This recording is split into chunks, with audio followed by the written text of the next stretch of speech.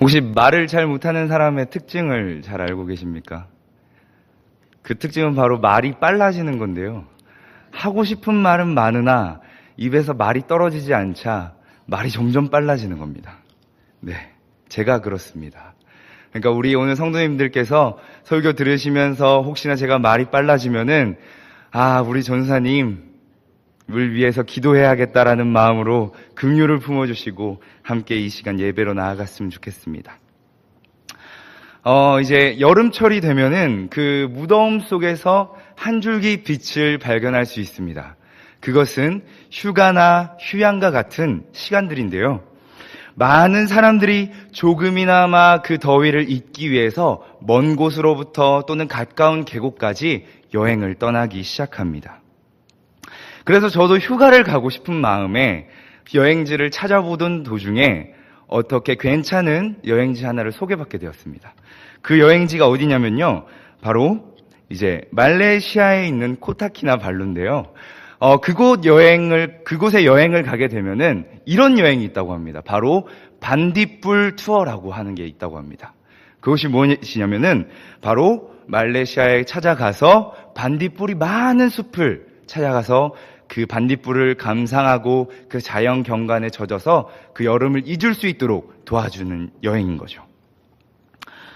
꽤나 많은 사람들이 이 여행을 찾아간다고 합니다. 한번 상상해 보십시오. 아주 시원하게 펼쳐진 경관들과 함께 그렇게 깜깜한 밤에 그 깜깜한 밤을 수놓는 예쁜 반딧불이 있다면은 어떤 더위가 와도 아주 쉽게 이겨낼 수 있을 것 같습니다.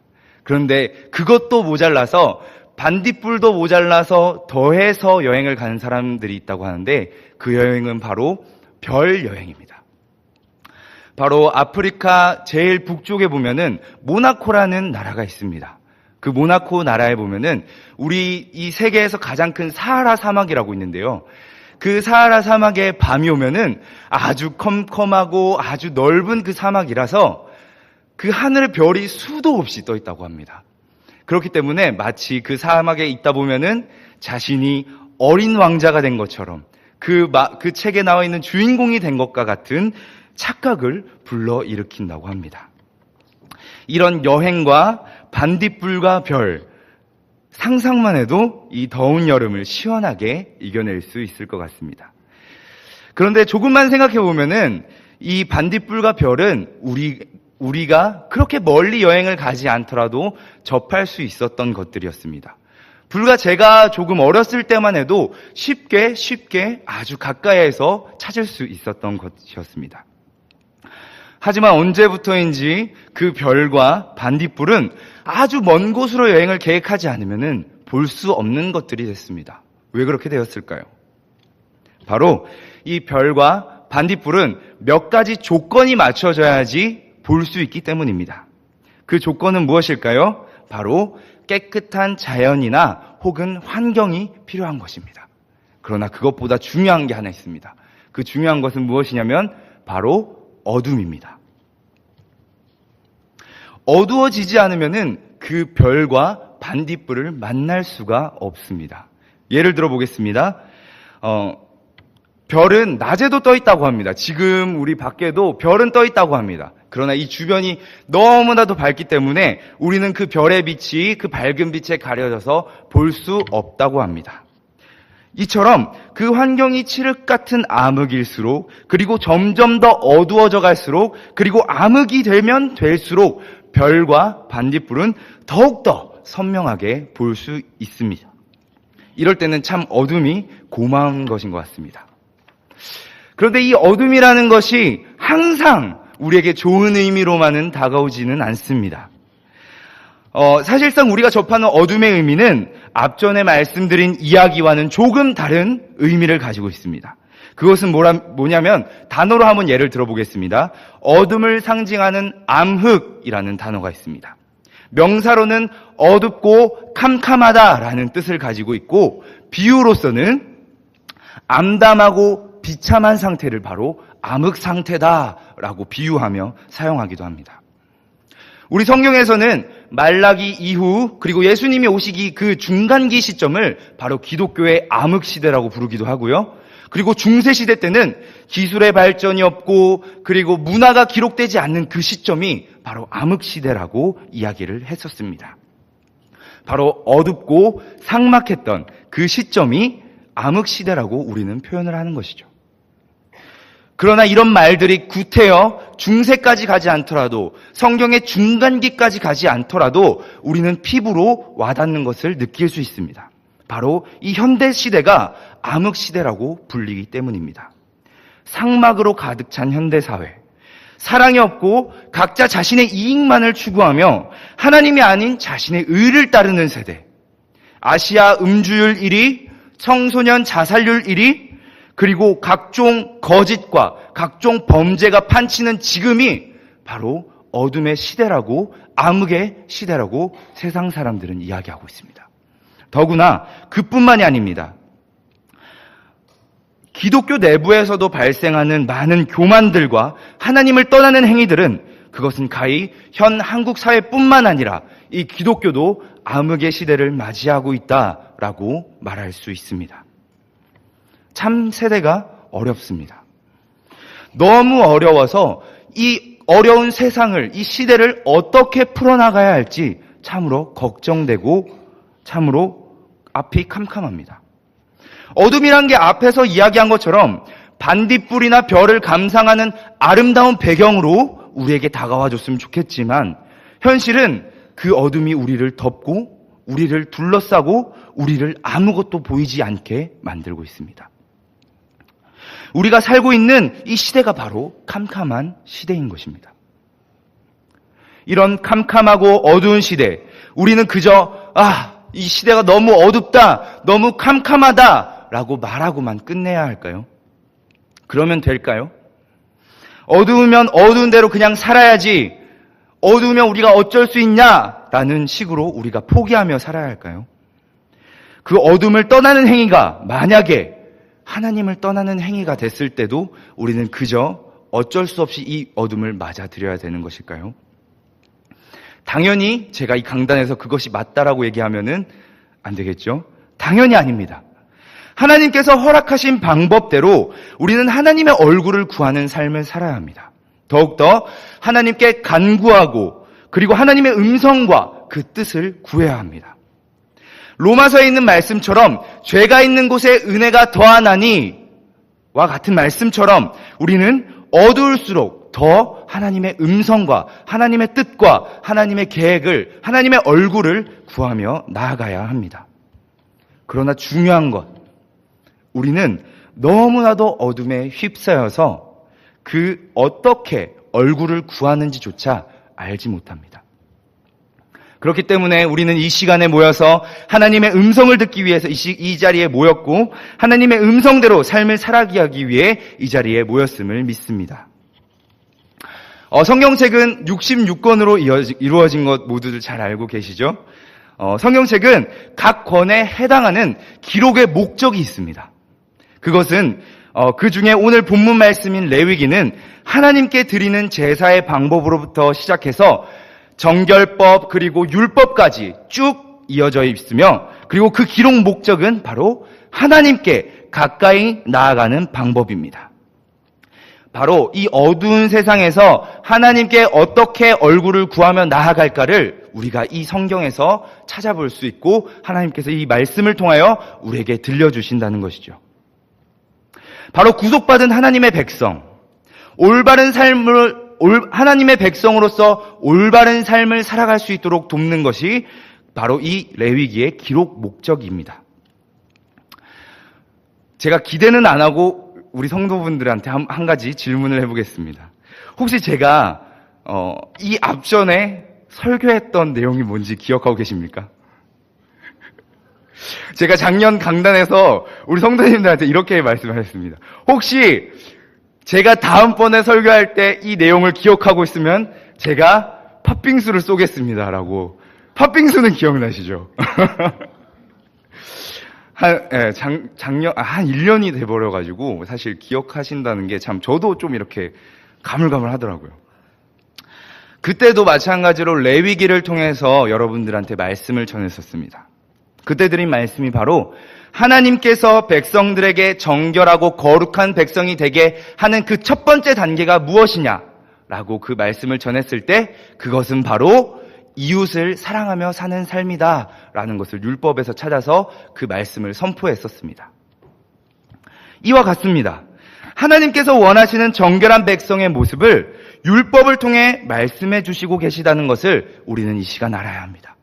그러나 분명한 것은 이 율법을 우리는 반듯하게 알아야 합니다. 우리 예수님께서 이 땅에 오셔서 하신 말씀처럼 율법을 폐하러 오신 것이 아니라 완성하러 오셨다라고 말씀하시는 것 속에서 우리는 율법을 문자적으로 해석해서 내가 의롭다 하기 위해서 필요한 것이 아니라 하나님의 백성으로 어떻게 살아나갈 수 있을까를 고민하는 것이 바로 율법이 되어야 된다는 것입니다. 그래서 우리는 이 말씀을 통해서 레위기를 통해서 하나님의 얼굴을 구하는 방법과 그리고 하나님께 어떻게 나아가야 되는지 지금부터 말씀을 통해서 알아보도록 하겠습니다. 레위기는 앞에 10장, 그러니까 1장부터 10장까지는 각종 제사법에 대해서 나와 있다고 아까 말씀드렸습니다. 그리고 11장부터는 각종 규례에 대해서 말씀해 주시고 계십니다. 그리고 오늘 13장과 14장은 나병에 대한 이야기가 적혀 있는 것이죠. 사실 성경 구조에 있어서 한 가지 주제를 가지고 두 장이 연속으로 이루어진 책은 그렇게 많지 않습니다. 그리고 그 주제는 그렇게 많지 않습니다.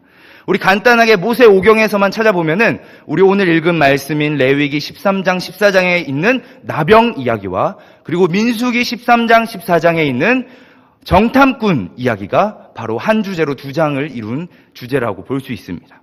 이처럼 나병에 대한 이야기는 두 장에 걸쳐서 이야기할 정도로 굉장히 중요한 규례로 다루고 있다는 것을 알 수 있습니다. 이 성경에 나와 있는 나병이라 함은 이제 우리말로는 피부병의 일종입니다. 다시 말해서 문둥병이라고 부르기도 하고 그리고 이 병을 발견한 그 학자의 이름을 따서 한센병이라고 부르기도 합니다. 이 나병은 가장 위험한 것이 전염병입니다. 그렇기 때문에 한 사람이 걸리기 시작하면은 접촉을 통해 다른 사람에게 전염되고 그 병이 퍼져서 공동체 생활을 하는 집단에게는 아주 무서운 병입니다. 물론 이 병이 접촉 말고도 공기로도 전염이 되는 경우가 있다고 합니다. 그러나 보통에는 95%의 사람들은 이 공기에 대한 전염에 대한 면역이 있기 때문에 이 질병에 걸리기 어렵다고 합니다. 그렇기 때문인지 이 병에 걸린 5%들은 고백하기를 자신은 불운이다라고 이야기를 합니다. 또한 당시에는 그렇게 걸리기 힘든 병을 걸렸기 때문에 사람들은 이것이 신의 저주다라고 이야기했습니다. 또한 열왕기 하 15장에 보면 우시아 왕이 성전에서 교만하게 행동함으로써 하나님께 받은 병이 나병이었음을 볼 때 우리는 이 나병이 단순하게 병만의 의미를 가지고 있지 않고 그 이상의 의미를 가질 수도 있다라는 것을 알 수 있습니다. 모세의 출애굽 시대 때 백성들은 하나님의 구별된 백성으로 출애굽하면서 살아갔습니다. 그러나 객관적으로 역사적으로 볼 때 그들은 유목민이었으며 광야에서 집단 생활을 하는 공동체였습니다. 만약에 이 집단 생활을 하는 공동체에 심한 나병이 돌았고 그 공동체에 나병이 걸려 그 나병이 전염되게 된다면은 그들은 아마 그것을 재앙으로 받아들일 정도로 아주 심각한 문제가 됩니다. 만약에 이런 상황에서 갑자기 나병이 걸린 사람이 있다면 그 사람의 심정은 어떨까요? 만약에 나병이 걸린 사람을 지켜보는 사람이 있다면 그 심정은 어떨까요? 가히 상상이 되십니까? 오늘 말씀 앞부분에 나병이 생긴 사람은 어떻게 하는지 제가 한번 읽어보도록 하겠습니다. 레위기 13장 1절에서부터 3절까지 말씀입니다. 여호와께서 모세와 아론에게 말씀하여 이르시되 만일 사람이 그의 피부에 무엇이 돋거나 뾰루지가 나거나 색점이 생겨서 그의 피부에 나병 같은 것이 생기거든 그를 곧 제사장 아론에게나 그의 아들 중 제사장에게로 데려갈 것이요 제사장은 그 피부의 병을 진찰할지니 환부의 털이 휘어졌고 환부가 피부보다 우묵하여졌으면 이는 나병의 환부라 제사장이 그를 진찰하여 그를 부정하다 할 것이요. 한 사람이 어느 날 몸을 보니 몸에 하얀색 흰색 점이 생겼습니다. 그는 아주 두려운 마음을 가지고 얼른 제사장을 찾아갔습니다. 그 병에 걸린 사람은 그 감정은 가히 상상할 수 없을 정도로 비참합니다. 혹시나 이게 나병이면 어떡하지? 나병이면 이제 내 미래는 어떡하지라는 근심을 가지고 제사장을 찾아가게 됩니다. 자신이 혹은 하나님께 죄를 지어서 벌을 받는 것인가? 아니면 하나님께 저주를 받은 것인가? 그는 수많은 참담함과 근심을 가지고 제사장을 찾아가게 됩니다. 다행인지 불행인지 제사장은 그 환부를 보고 이렇게 얘기를 합니다. 다행입니다. 아직 환부에 흰색 점만 났지 흰 털이 나거나 우묵하게 돋지 않았기 때문에 우리가 7일 동안 이 상처를 한번 지켜봅시다 라고 제사장은 이야기합니다. 만약에 7일 후에 이 흰색 점이 몸에 점점 퍼지거나 그 환부에 흰색 털이 나면 그것을 나병이라고 하고 만약에 그렇지 않고 이것이 퍼지지 않는다면은 이것은 그냥 단순한 피부병이니까 옷만 빨면 당신은 정하다라고 얘기해 줄 것입니다 라고 제사장이 얘기했습니다. 다행히도 환부에 흰색 점이 난 사람은 이것을 다행이라고 생각했습니다. 제발 이것이 나병이 아니기를 제발 이 병이 퍼지지 않기를 하나님께 끝없이 기억합니다. 근심과 걱정 가운데 이 모든 일이 잘 풀려지게 해달라고 기도를 수없이 합니다. 그런데 하나님께 기도하면 기도할수록 이상해집니다. 시간이 지나면 지날수록 이 흰색 점은 사라질 생각을 하지를 않습니다. 점점 더 퍼져만 갈 뿐 상황은 점점 더 악화되기만 합니다. 하나님을 열심히 믿었고 출애굽까지 했으면서 또 하나님을 따랐는데 그렇게 생각했는데 하나님은 이 환자는 점점 더 하나님께서는 자비롭지 못한 분이라고 생각하게 됩니다. 더군다나 하나님께서는 나를 싫어하셔서 내게 이런 병을 주시고 내게 저주를 내리셨다라고 생각합니다. 이 문제만 아니었다면 내 앞에 미래는 창창하였고 내 앞에 좋은 일만 있을 줄 알았는데 라며 7일 동안 끝없이 낙심합니다. 그리고는 조금이라도 희망을 가져보려고 하지만 상황은 계속해서 악화됩니다. 결국에는 그 온몸에 나병이 퍼지게 되었습니다. 7일이 지난 후에 제사장은 그 환자에게 찾아가 방문했습니다. 어떻게 진단할지 여러분들도 잘 알지 않습니까? 7일 동안 그 흰색 점이 온몸에 퍼질 대로 퍼졌습니다.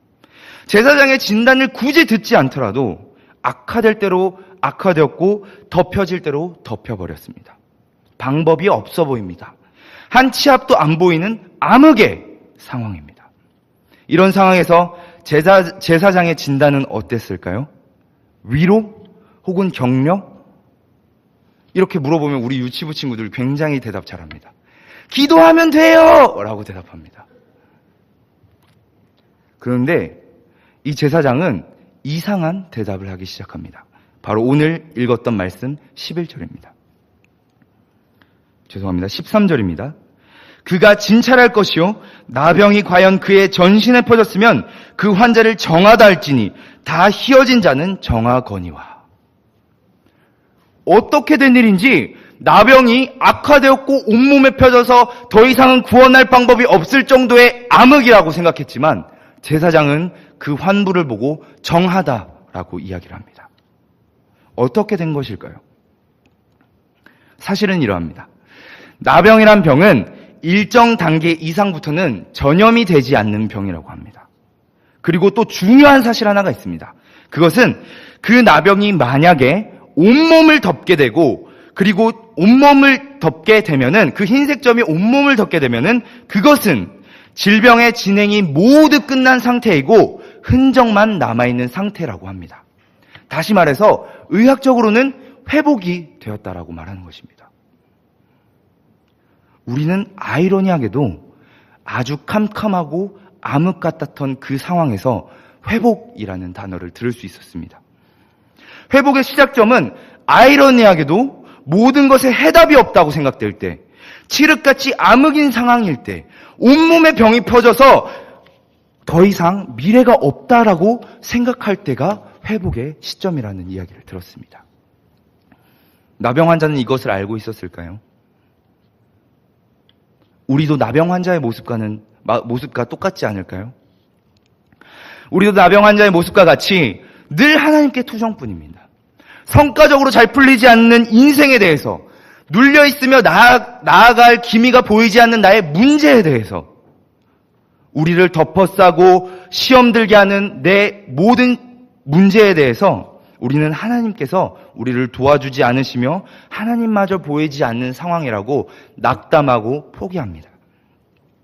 하나님 어디 계시냐고, 하나님 만약에 계시다면은 우리를 좀 도와주실 수 있습니까? 도와주실 수 있지 않으십니까? 더 이상은 희망도 없고 미래도 없습니다. 하나님, 이제는 하나님이 아닌 것들에 대해서 기대해 보려고 합니다. 저는 이제 숨으려고 합니다. 라고 고백하지는 않은 거예요. 그러나 우리가 이렇게 절망하고 있을 때, 우리가 그 암흑 속에서 헤매고 있을 때, 모든 것을 이제는 포기하려고 할 때 주님께서는 말씀하십니다. 너는 정하다. 이 말씀은 다시 말해서 이제는 회복의 때이니 다시 너는 희망을 가지라는 말씀입니다. 이 암흑 시대에 아무것도 보이지 않는 시점에서 주님께서는 우리에게 별빛과 아름다운 반딧불을 선물해 주십니다. 어두우면 어두울수록 더 빛이 나도록, 더 빛이 나서 선명하도록 보여주십니다. 그 빛은 어두운 세상의 한 줄기 빛이신 바로 예수 그리스도이십니다.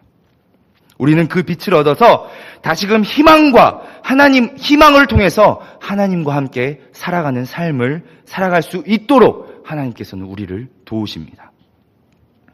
지금이 암흑이라고 여러분들은 가만히 계실 것입니까? 지금 우리의 상황이 참담하고 비참한 암흑 상황이라고 그냥 그대로 있으실 겁니까? 우리의 마음에 나병이 들었다고 그대로 있으실 겁니까? 이 암흑의 시점에, 나병이 온몸에 퍼진 시점에 하나님께서는 우리에게 다시 한번 말씀하십니다. 이제는 회복의 시작이다. 그렇다면 회복의 시작점을 깨달은 나병 환자와 우리는 이제 어떻게 살아가야 할까요? 이제 우리는 그 비참함이 아닌 것을 알았고 온몸에 병이듦이 아닌 것을 알게 되었습니다. 그럼 우리는 어떻게 살아야 할까요? 그 모습을 우리는 또한 성경에서 찾아볼 수 있습니다. 바로 그 다음 장이 14장인데요. 바로 정결을 위해서 나아가는 제사장과 환자의 모습을 통해서 우리는 그 방법을 찾아볼 수 있습니다. 나병 환자는 정하다라고 진단받을 때 이렇게 시작합니다. 첫 번째로는 나병 환자를 제사장을 찾아가서 자신의 병을 다시 한 번 더 진단받습니다. 그 두 번째로는 각종 정결법을 통해서 하나님 앞에 제사드리고 입술을 가리고 자신을 부정하다라고 이야기합니다. 그리고 마지막으로는 하나님께 번제와 소제를 드림으로써 정결한 삶을 살아가도록 이어갑니다. 이 모습이 바로 우리가 지켜야 할 모습을, 회복의 때에 지켜야 할 모습을 우리에게 설명해주고 있습니다. 나병 환자와 같이 우리는 첫 번째로 먼저 하나님 앞에 나아가서 이 병을 진단받아야 합니다. 끊임없이 무릎 꿇고 주님 앞에 기도하며 하나님의 음성을 구하고 나의 상황과 문제를 주님 앞에 질문하고 하나님의 답을 들어야 합니다. 또한 중요한 것은 그것이 이래가 지나도록 또 이래가 지나도록 그 진단을 기다리는 동안 상황이 악화되더라도 하나님의 음성을 기다려야 한다는 것입니다. 하나님 앞에서 그 해답을 듣기를 소망해야 합니다. 두 번째입니다. 그렇게 진단받은 정결을 통해 하나님 앞에 부정하다라고 고백할 수 있어야 합니다. 다시 말해서 하나님 앞에 회개하면서 나아가야 한다는 것입니다.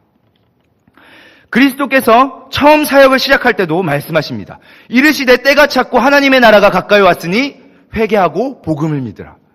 이 때가 찼다라고 말하는 것은 다시 말해서 우리의 병이 온몸에 찬 시점을 때가 찼다라고 말할 수 있고, 우리가 비참하여서 무너졌다라고 하는 그 시점이 때가 찼다라고 이야기할 수 있습니다. 다시 말해서 그 도달할 시점에서 우리는 하나님 앞에 회개하고 복음을 믿으며 나아가야 합니다. 우리의 이전의 모습을 하나님 앞에 드려지지 못한 것이 있으면 하나님의 십자가 앞에 모든 것을 내려놓고 하나님의 얼굴을 구하기보다 나의 얼굴을 구하고 살았으면 하나님의 얼굴을 구해야 된다라고 하나님 앞에 회개하며 나아가야 합니다. 하나님의 의를 구하기보다 나의 의를 위해서 살아왔다면 그 모습마저도 십자가 앞에 모두 내려놓으며 고백해야 합니다. 하나님 앞에 온전히 나아가 그 십자가의 사랑을 깨닫고 복음의 자리로 나아가야 합니다. 마지막으로 하나님께 번제와 소제를 드림으로 정결을 지켜야 합니다. 이 번제와 소제가 무엇이냐? 바로 원어로는 번제는 이제 올라간다라는 뜻을 하고 있고요. 그리고 소제는 선물과 같은 뜻을 가지고 있습니다. 이것을 다시 말하면 하나님께 드리는 마음을 가져야 한다는 것입니다. 번제란 타오르는 연기를 통해서 하나님께 드리는 향기를 의미하는데요. 바로 하나님을 경외하는 마음으로부터 나오는 헌신의 다짐을 하며 나아가야 합니다. 또 소제는 경외심과 감사함에 대한 모습으로 하나님 앞에 서야 된다는 것이죠. 종합해서 보자면 우리는 하나님께 드리는 예배를 통해 하나님을 경외하고 헌신하는 삶을 살아가겠다라고 하나님 앞에 다짐하고 하나님께 감사를 드리며 정결을 지켜나가야 합니다. 그때 마음으로 우리의 삶을 감당함으로써 다짐할 때, 그럴 때 우리는 이런 모습을 통해서 정결을 지켜나갈 수 있다고 오늘 말씀에서 이야기하고 있습니다. 말씀을 마무리하도록 하겠습니다.